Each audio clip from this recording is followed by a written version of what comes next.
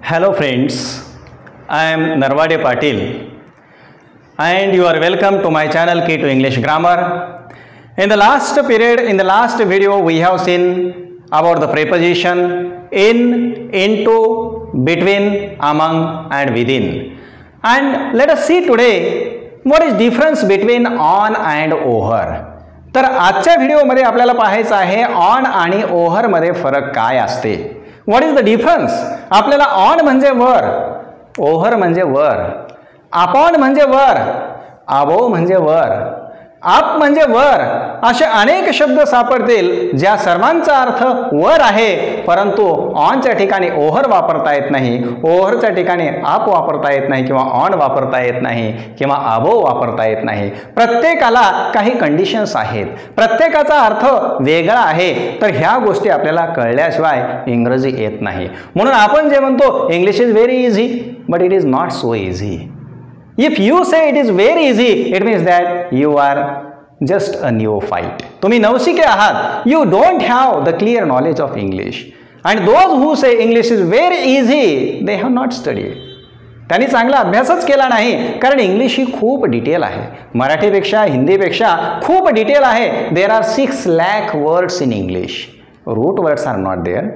Root words are very few, but totaling there are 6 lakh words. And so it is not so easy, it is tough language. And some of the people ask me, बरेच लोक मला असं विचारतात की इंग्रजी आपल्याला ग्रामरच्या माध्यमातूनच शिकता येईल का, आणि ग्रामर न शिकता आपल्याला इंग्रजी बोलता येणार नाही का. तर त्यांना उत्तर असं आहे, हो, ग्रामरच्या माध्यमातूनच शिकता येईल, किंवा असंही म्हणतो, नाही, आवश्यकता नाही, ग्रामर न शिकताही तुम्हाला बोलता येईल. मग आता दोन्ही उत्तरे एका प्रश्नाचे असू शकत नाहीत.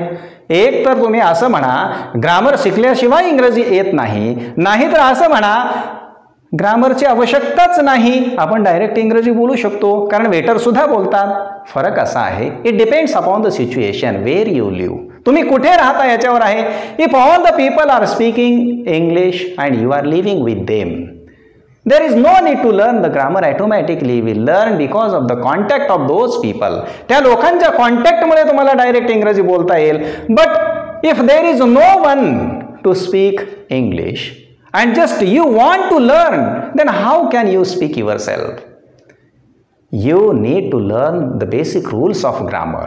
तर ग्रामरचे काही बेसिक रूल्स आपल्याला शिकणं आवश्यक आहेत. काही गोष्टी आपल्याला माहीत असणं आवश्यक आहेत. फक्त शब्दपाठ केलं म्हणजे इंग्रजी येत नाही, तर काही त्याच्यातला भाग शिकला पाहिजे. तर आपण अगोदर 5 मिनिटामध्ये अगोदर ही व्याख्या वगैरे एक्सप्लेन करून घेऊया आणि याचे प्रकार किती असतात प्रेपोजिशनचा असं पाहूया. हायस्कूल पर्यंत आपल्याला वेगळ्या पद्धतीने प्रकार सांगल्या जातात आणि वर गेल्यानंतर वेगळ्या पद्धतीने सांगल्या जातात, कारण आपली शिक्षण प्रणालीच अशी आहे की सुरुवातीला आपल्याला सत्य सांगल्या जात नाही. नेहमी आपल्याला अर्धच सांगल्या जाते, अर्धच सत्य सांगल्या जाते आणि पुढे गेल्यानंतर बाकीचं राहिलेलं सत्य सांगल्या जाते. कारण ते परिस्थितीप्रमाणे कुठेही जा, अध्यात्मामध्ये जरी गेलात, सुरुवातीला तुम्हाला मूर्तीपूजा शिकवली जाते आणि जेव्हा जसे जसे तुम्ही पुढे जाल त्याचा उत्तरार्ध जेव्हा शोधाल तेव्हा तिथं सांगता येते मूर्ती हे तर फक्त प्रतीक आहे. मूर्खस्य प्रतिमा देव, फक्त मूर्ख लोकांसाठी प्रतिमा ही ईश्वर असते. बाकी त्याच्या पुढे गेल्यानंतर ते प्रतिमा काही कामाची नाही. त्याच्यामध्ये भाव महत्त्वाचा आहे. भावो ही विद्येते देव. जिथे भाव तिथे देव, म्हणजे पुढील स्टेप आहे. आणि प्रत्येक ठिकाणी because we have to go from simple to complex, कारण प्रत्येक गोष्टीमध्ये आपण सिंपल गोष्टीकडून कॉम्प्लेक्सकडे जातो. डायरेक्ट लहान मुलांना कॉम्प्लेक्स शिकवायला चालत नाही. म्हणून सुरुवातीला आपण हायस्कूलपर्यंत काय शिकवतात थोडक्यात 2 मिनिटांमध्ये विश्लेषण करतो, नंतर लिखित स्वरूपामध्ये. सुरुवातीला पहा, जेव्हा आपण प्रेपोजिशन शाळेमध्ये शिकतो तेव्हा आपण म्हणतो प्रेपोजिशन्स ऑफ टाइम, म्हणजे वेळ दर्शविणारे. Some of the prepositions indicate time, they are called prepositions of time. काही प्रेपोजिशन मधून वेळ व्यक्त होतो त्यांना आपण म्हणतो prepositions of time. For example, in आहे, ॲट आहे, ऑन आहे. आणि काही आता इनचा वापर टाइम कसा दाखवते, आपण म्हणलं ही केम इन जून. इन जून म्हणजे जून महिन्यात आला, कालावधी दाखवलं. आणि ॲट कसा होतो, I will be there at 6 o'clock. At 6 o'clock दिलेला आहे. ऑन कसं होईल, I will come on Sunday. किंवा I will present you on your birthday ते ऑकेझन आहे, तो प्रसंग आहे, किंवा ठिकाण दाखवण्यासाठी प्रेपोजिशन्स ऑफ प्लेस, काही प्रेपोजिशन हे प्लेसमध्ये सुद्धा वापरले जातात, टाइममध्ये सुद्धा. आता हीच प्रेपोजिशन पहा, याला प्लेसमध्ये सुद्धा वापरता येतात. ही लिव्हज इन मुंबई. आता ही लिव्हज इन मुंबई म्हणल्यानंतर मुंबई हे ठिकाण आहे, म्हणजे इनचा वापर आपण ठिकाण दाखवण्यासाठी केलेला आहे. त्याच्यानंतर she was waiting for you at the gate. At हे सुद्धा आपल्याला प्लेस दाखवण्यासाठी वापरलं आहे. म्हणजे हायस्कूलपर्यंत आपण जे शिकतो prepositions of time, prepositions of place आणि प्रेपोजिशन्स ऑफ डायरेक्शन किंवा डिरेक्शन. काही लोक डायरेक्शन आणि डिरेक्शन, कारण ब्रिटिश आणि अमेरिकन प्रोनाउन्सिएशनमध्ये थोडा फरक आहे आणि त्या पद्धतीने आपण म्हणतो की प्रेपोजिशन्स ऑफ डिरेक्शन किंवा डायरेक्शन दिशादर्शक प्रेपोजिशन आहेत. जसं म्हणतो the snake was coming towards me, माझ्याकडे, माझ्या दिशेने, म्हणजे टुवर्ड्स जे आहे, किंवा he was peeping into the room, म्हणजे तो डोकावून पाहत होता, इन टू बाहेरून आत, म्हणजे इन टू द रूम, किंवा water was coming out of the well, it was overflowing, it was coming out of the well. काहीतरी मधून बाहेर येत होतं, म्हणजे ही दिशा आहे, मधून बाहेर, बाहेरून मध्ये. या पद्धतीने आपण जेव्हा वापरतो त्याला म्हणतात प्रेपोजिशन्स ऑफ प्लेस. म्हणजे prepositions of time, prepositions of direction झालं, प्रेपोजिशन्स ऑफ टाइम वेगळे, प्रेपोजिशन्स ऑफ प्लेस वेगळे आणि प्रेपोजिशन्स ऑफ पहिला डिरेक्शन. तर हे आहे खालच्या लेवलपर्यंत. पण जेव्हा तुम्ही MPSC वगैरे ह्या लेवलने विचार करता तेव्हा प्रेपोजिशन असे वापरले जात नाहीत. त्याच्यातील नंबर 1 प्रकार आहे सिंपल प्रेपोजिशन्स. त्या ठिकाणी आपण हाय लेवलने विचार करू. Simple PREPOSITIONS. आपण उदाहरणात पाहूया. इन आहे, ऑन आहे, ॲट आहे, टू आहे, फ्रॉम आहे, असे कित्येक आहेत शब्द. आपल्याला तेवढे जास्त घ्यायचे नाहीत, कारण हे 5 मिनिटात समरी टाईप संपवायचं आहे आणि आपला मूळ विषय आजचा आहे ऑन आणि ओव्हर केव्हा वापरतो. What is difference between on and over. But before that just I have to explain how many types of prepositions are there and which are they. That is also in summary type. अगदी summary पद्धतीने सांगतो तुम्हाला. ही simple prepositions याला म्हणावी.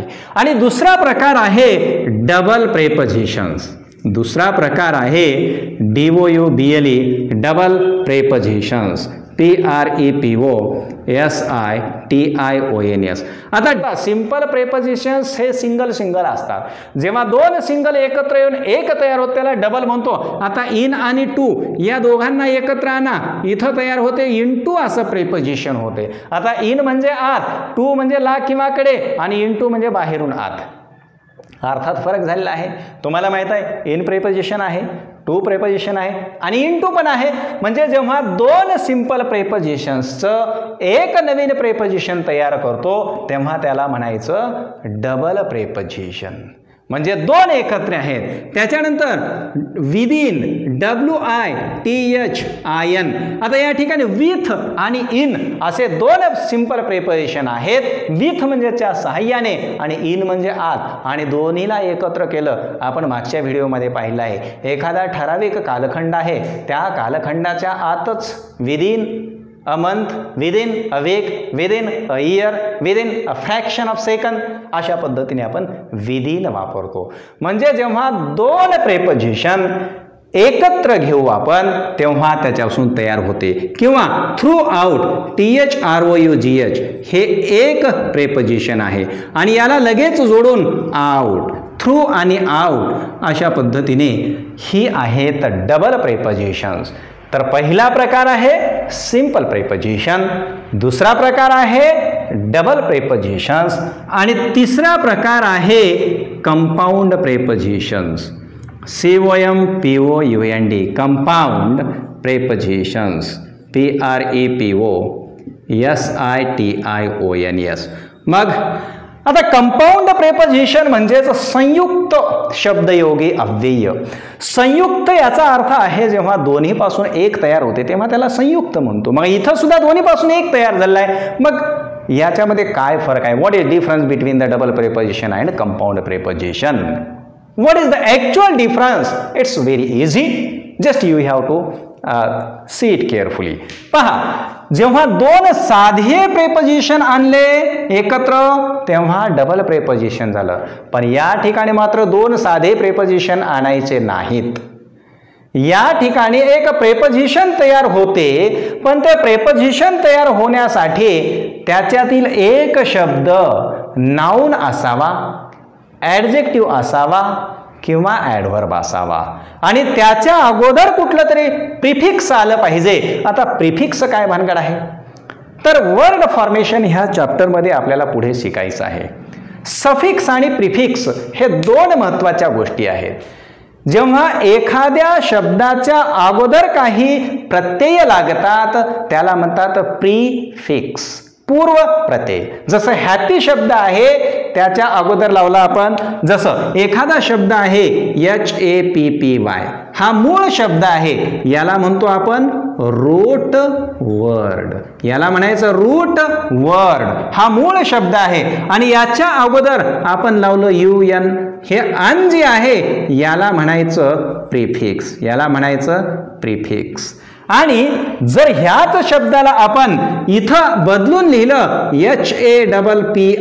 HAPPINESS, आता happy वेगळा झाला आणि नेस हे लावलेला त्याला प्रत्यय जे आहे हे पूर्व प्रत्यय आणि हे शेवटी आला, याला म्हणतात सफिक्स. याला म्हणतात सफिक्स.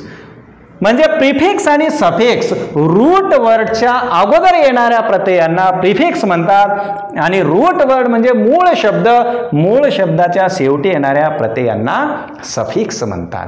आणि जेव्हा असा प्रिफिक्स लावून, मग इथं प्रिफिक्स कोणता, जनरली A किंवा BEB अशा पद्धतीने एखादा प्रिफिक्स लावला जातो. मग कोणाच्या आधी लावल्या जाते, A किंवा B, एक तर ॲडजेक्टिव्हच्या अगोदर, एक तर ॲडव्हर्बच्या अगोदर किंवा एक तर नाउनच्या अगोदर.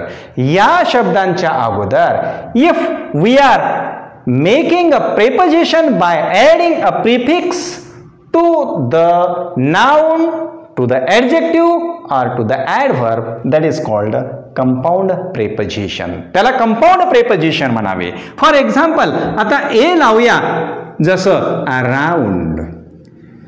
The root word is round. Round म्हणजे गोल, ॲडजेक्टिव्ह आहे.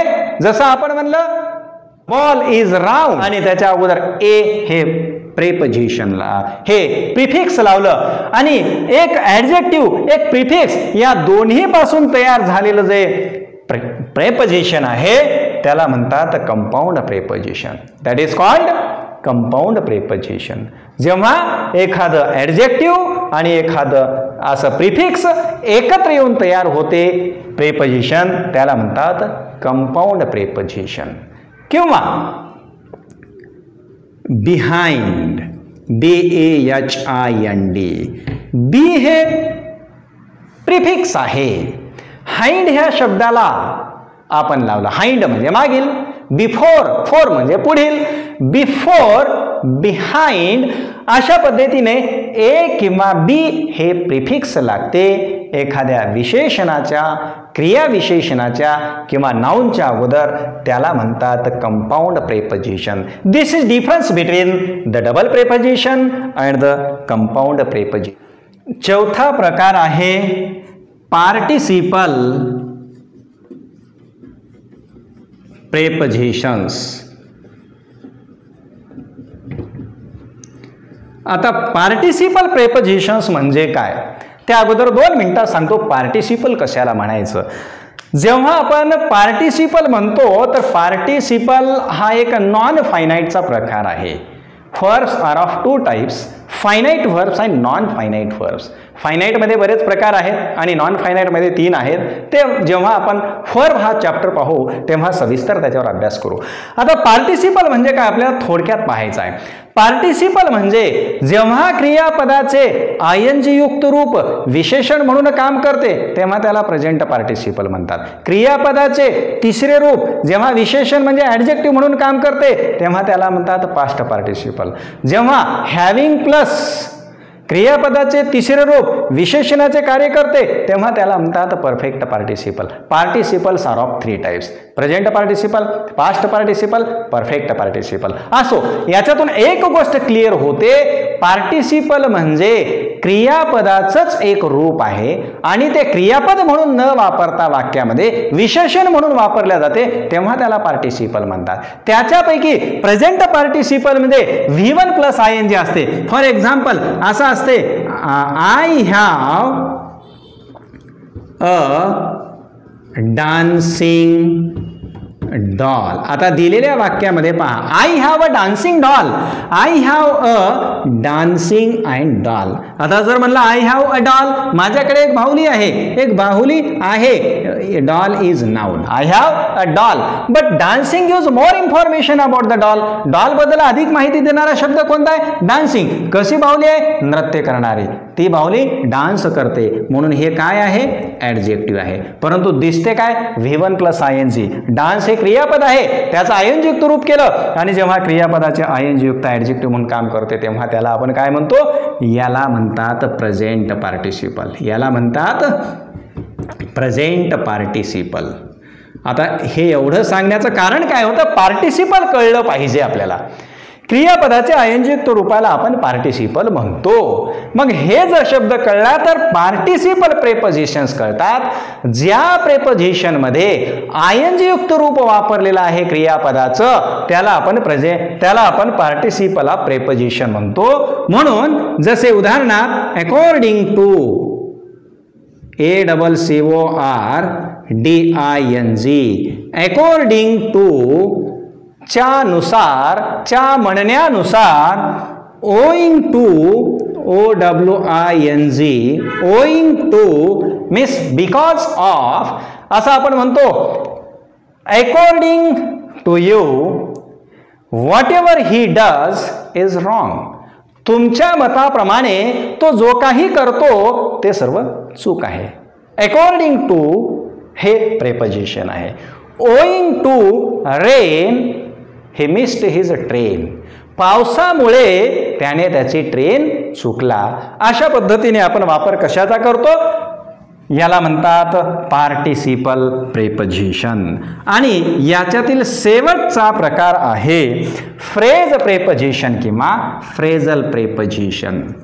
PHRASC, phrase, PRAPOSITIONS, phrase prepositions. ज्या ठिकाणी फ्रेज आहे, then what is the phrase? A group of words which has a sense but not complete sense is called a phrase. Phrase म्हणजे that is a group of words. It has a sense but not complete sense. त्याला अर्थ आहे परंतु तो पूर्ण अर्थ नाही, मग त्याला म्हणतात फ्रेज. म्हणजे असा शब्दसमूह, असा वाक्यांश ज्याला काही अर्थ आहे परंतु पूर्ण मात्र नक्कीच नाही, त्याला म्हणतो आपण फ्रेज. मग याच्यामध्ये पुन्हा वेगवेगळे फ्रेज आहेत. फ्रेजेसमध्ये बरेच फ्रेज आहेत. प्रेपोजिशनल फ्रेज, वर्बल फ्रेज, असे फ्रेजेस आहेत. ज्या फ्रेजमध्ये प्रेपोजिशन येते, मेन शब्द प्रेपोजिशन आहे, त्याला आपण फ्रेज प्रेपोजिशन किंवा फ्रेजल प्रेपोजिशन असं म्हणतो. For example, on account of, च्यामुळे, याचा अर्थ आहे च्यामुळे. On top of,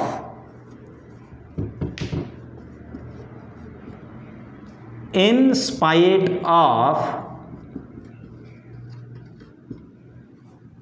in spite of, on behalf of, on BAHALF, on behalf of.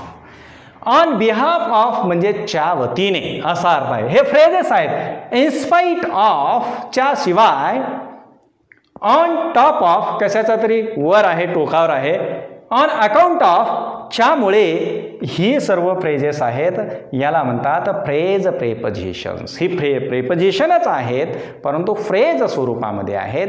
Phrases आहेत पण प्रेपोजिशन हा याच्यातील मेन पार्ट आहे.